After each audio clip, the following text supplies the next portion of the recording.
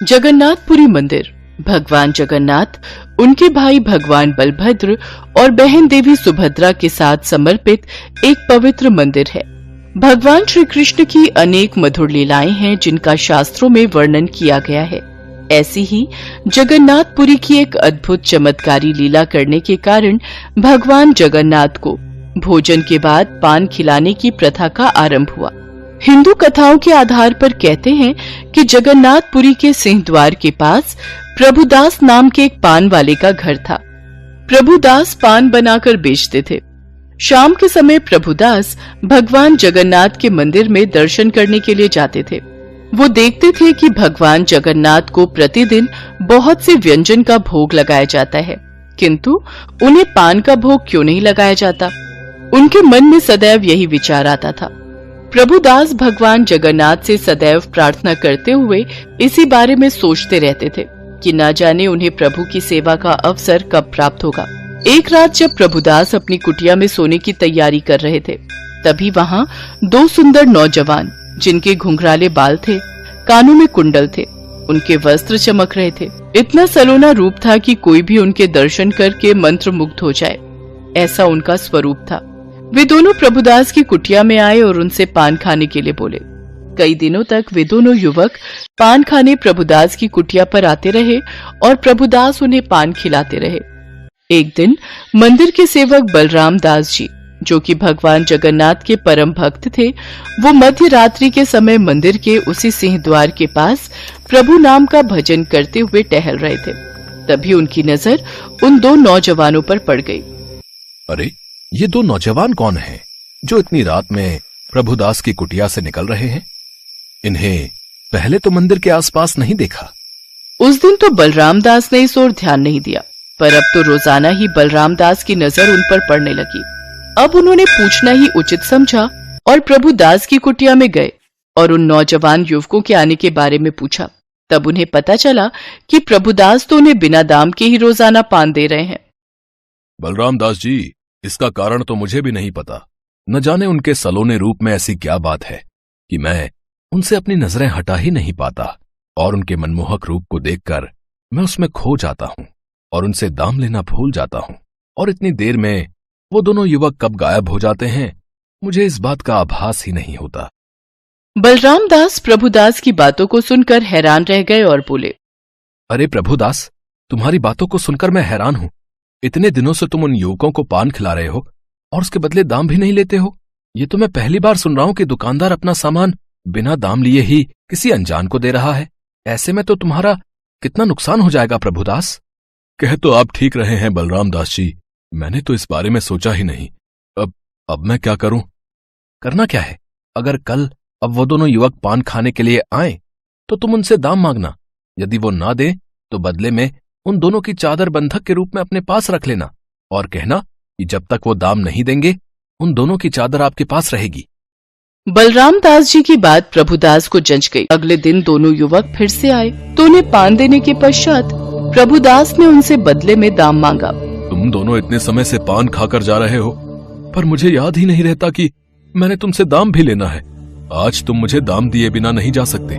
मैंने तुम्हें बहुत दिनों तक ऐसे ही बिना दाम लिए पान दिया है। पर हमारे पास अभी धन नहीं है। कल हम आएंगे तो ढेर सारा धन ले आएंगे। अभी हमें जाना है। नहीं नहीं, मैं तुम दोनों को ऐसे नहीं जाने दूंगा। अब तो मुझे दाम तो देकर ही जाना पड़ेगा, नहीं तो मैं तुम दोनों को यहाँ से नहीं जाने दूंगा। ऐसा कैसे हो सकता है? हमारा जाना अति आवश्यक है। हम तुम्हें कल बहुत सारा धन ला कर देंगे, हम पर विश्वास करो। तो ठीक है, अगर तुम दोनों बिना दान दिए अभी जाना चाहते हो तो तुम दोनों को अपनी चादर मेरे पास रखनी होगी। कल जब तुम दाम लेकर आओगे मैं तुम दोनों को तुम्हारी चादर वापस कर दूंगा। हाँ। और फिर प्रभुदास के कहने पर उन दोनों युवकों ने अपने अपने कंधे से चादर उतारकर प्रभुदास को दे दी और फिर वहाँ से चले गए। अगले दिन जब भगवान जगन्नाथ के मंदिर के द्वार खुले तो पुजारी जी हैरान रह गए। भगवान जगन्नाथ और बलभद्र जी के ऊपर से श्वेत चादर गायब थी। ये देखकर पुजारी बाबा हैरान रह गए कि रात में जो चादर भगवान को ओढ़ाई थी वो गायब कैसे हो गई। ये बात चारों ओर फैल गई और राजा प्रताप रुद्रदेव तक पहुंची। उन्होंने जितने भी मंदिर के सेवक हैं उन्हें दंड देने के लिए बुलाया। अब भगवान अपने भक्तों को कैसे दंड मिलने दे सकते थे। भगवान जगन्नाथ ने बलराम दास जी के स्वप्न में दर्शन दिए और उन्हें सारी बात कही। बलराम दास जी उठे और उन्होंने राजा प्रताप रुद्रदेव के पास जाकर सपने की सारी बात बताई। राजा प्रताप रुद्रदेव ये सुनकर हैरान रह गए और उन्होंने आदेश दिया, बलराम दास जी, आज के बाद मंदिर में भगवान के भोजन के पश्चात पान खिलाने की प्रथा शुरू की जाए। अब से भगवान जगन्नाथ को रात्रि के भोजन के पश्चात पान का भोग लगाया जाएगा और प्रभुदास से मिलने हम स्वयं जाएंगे। राजा प्रताप रुद्रदेव प्रभुदास से मिलने उसकी कुटिया में जाते हैं। प्रभुदास को जब इस बारे में पता चलता है तो उसकी आंखों से अश्रु की धारा बहने लगती है। उन्होंने साक्षात भगवान जगन्नाथ और भगवान बलभद्र के दर्शन किए थे, उन्हें पान खिलाया था।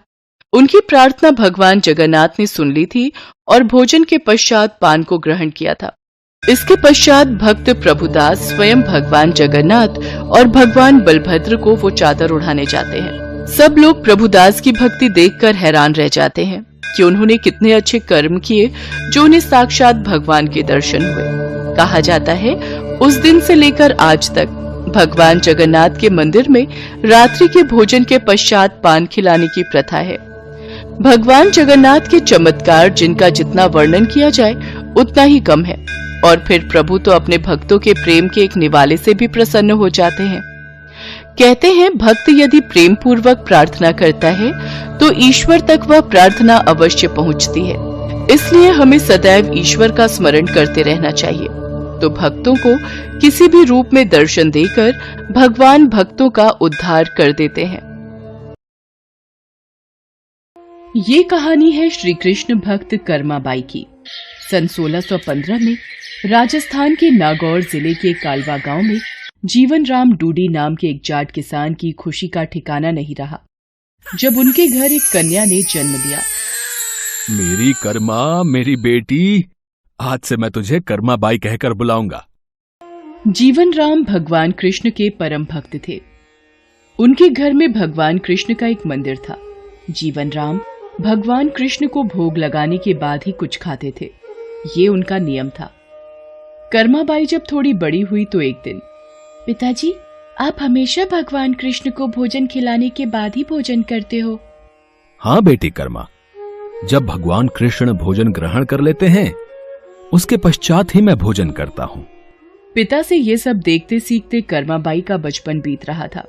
कुछ वर्षों बाद एक दिन, बेटी कर्मा, मैं कुछ दिनों के लिए तीर्थ यात्रा पर जा रहा हूँ। जी पिताजी, बताइए क्या आज्ञा है। बेटी कर्मा, मेरे पीछे से भगवान कृष्ण की विधि से पूजा करके उन्हें भोग लगाकर भोजन ग्रहण करना। मैं तुम्हें उनकी पूजा विधि बता देता हूँ और घर का भी ध्यान रखना, ठीक है? ठीक है पिताजी, मैं भगवान कृष्ण को भोग लगाकर ही भोजन किया करूंगी। आप निश्चिंत होकर जाइए। जीवन राम कर्माबाई को भगवान कृष्ण की पूजा और घर की देखभाल का कार्य सौंपकर तीर्थ यात्रा पर चले गए। अगले दिन, भगवान कृष्ण को भोग लगाना है, जल्दी से खिचड़ी बना लेती हूँ। हाँ, ये रहा देसी घी और गुड़। लो, तैयार हो गई आपकी खिचड़ी की थाली। मैं ये रख रही हूँ, आपको जब भी भूख लगे आप खा लेना। मैं तब तक घर के काम निपटा लूं। कर्माबाई खिचड़ी की थाली भगवान के आगे रखकर घर के दूसरे कामों में लग जाती है। वो एक दो बार आकर देखती है। उसे लगा कि शायद भगवान को भूख ना हो। थोड़ी देर बाद, पता नहीं भगवान खिचड़ी क्यों नहीं खा रहे हैं। थोड़ा गुड़ और घी ज्यादा कर देती हूँ। ये लो भगवान, अब मैंने इसमें घी और गुड़ ज्यादा कर दिया है, अब तो खा लो। पिताजी आपके भोग की जिम्मेदारी मुझे सौंपकर तीर्थ यात्रा पर गए हैं। अब वो कुछ दिन बाद आएंगे, तब तक आप मेरे हाथ का बना भोजन खा लीजिए। मुझे ज्यादा व्यंजन बनाने नहीं आते। ये खिचड़ी आपके लिए बनाई है, इसे खा लो भगवान। मैं आपसे विनती करती हूँ, ये खिचड़ी खा लो, वरना जब तक आप भोजन नहीं करोगे मैं भी तब तक भूखी रहूंगी। देख लो फिर। कर्माबाई भगवान कृष्ण से नाराज होकर भूखी प्यासी उनके सामने ही बैठी रही। दोपहर से शाम बीत गई। कर्माबाई भगवान के समक्ष भूखी बैठी रही। भगवान कृष्ण ने जब देखा कि कर्माबाई जिद पर अड़ी है, मूर्ति में से आवाज आई, कर्माबाई, कर्माबाई, तुमने पर्दा तो किया ही नहीं। पर्दा करो, तभी मैं भोजन करूंगा। अरे हाँ प्रभु, रुकिए, मैं अभी अपनी चुनरी का पर्दा करती हूँ, आप आराम से खिचड़ी खाओ। आप मुझे पहले बता देते, इतनी सी बात के लिए पूरा दिन खुद भी भूखे रहे और मुझे भी भूखा रखा। थोड़ी देर में देखते ही देखते पूरी थाली खाली हो गई। भगवान कृष्ण के भोग लेने के बाद ही कर्माबाई ने भोजन किया। अब तो नित्य नियम से कर्माबाई सबसे पहले उठकर भगवान के लिए भोग बनाती और पर्दा करके भगवान के समक्ष बैठ जाती। थोड़ी देर बाद पूरी थाली खाली हो जाती थी। मुझे लगता है प्रभु को सुबह जल्दी भूख लगाती है। कल से सबसे पहले भोग ही बनाऊंगी, उसके बाद स्नान वगैरह और घर के काम बाद में ही किया करूंगी। हाँ, ये ठीक रहेगा। अब तो कर्मा की बनाई खिचड़ी भगवान कृष्ण बड़े चाव से खाते थे और पूरी थाली खाली हो जाती थी। एक दिन कर्मा के पिता तीर्थ यात्रा से वापस आते हैं। कर्मा बिटिया, कैसी है तू?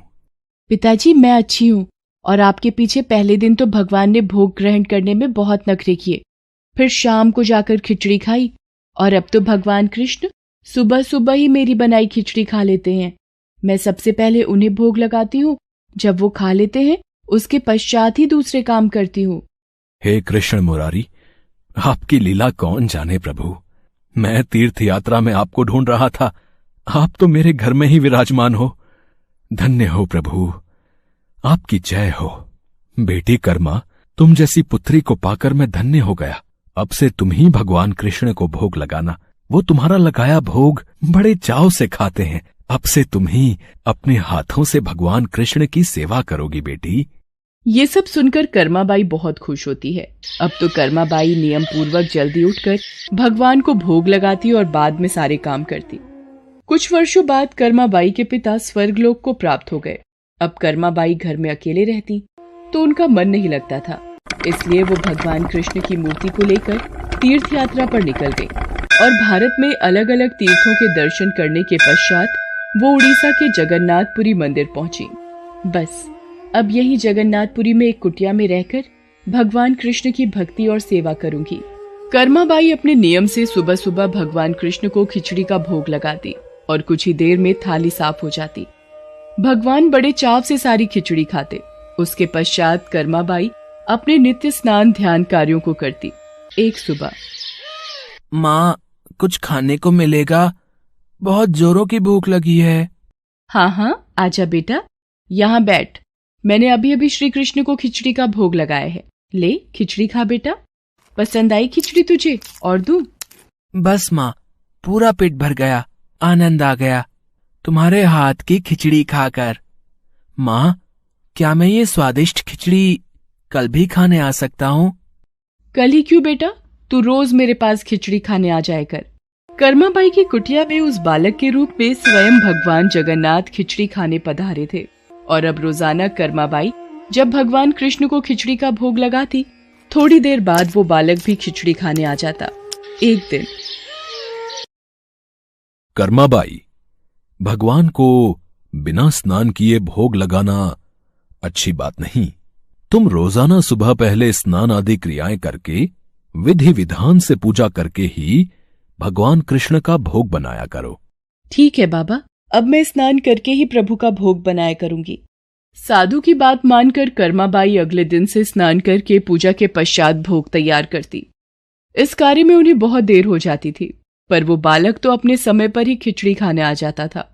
माँ, खिचड़ी दो ना, जल्दी दो, मुझे बहुत भूख लगी है माँ।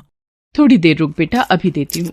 अब तो बालक रूपी भगवान जगन्नाथ जल्दी जल्दी खिचड़ी खाकर बिना हाथ मुंह साफ किए भाग जाते थे।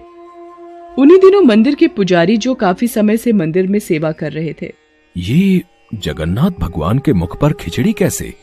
मंदिर में तो काफी दिनों से खिचड़ी का भोग नहीं लगा, फिर ये भगवान के मुख पर खिचड़ी कैसे? हे प्रभु, ये कैसी लीला है आपकी? भगवान जगन्नाथ पुजारी के सपने में आते हैं। मेरी भक्त कर्माबाई, जो जगन्नाथपुरी में ही रहती है, वो बहुत ही प्रेम भाव से सुबह उठकर बाजरे की खिचड़ी का भोग लगाती है। मैं रोजाना सुबह जल्दी उठकर कर्माबाई की खिचड़ी खाने जाता हूँ। मुझे कर्माबाई के हाथ की खिचड़ी बहुत पसंद है। पर एक साधु ने उसके पास आकर सुबह स्नान और पूजा के बाद विधि विधान से भोग लगाने का बोल दिया है। अब कर्माबाई स्नान और पूजा के बाद भोग लगाकर मुझे खिचड़ी देती हैं।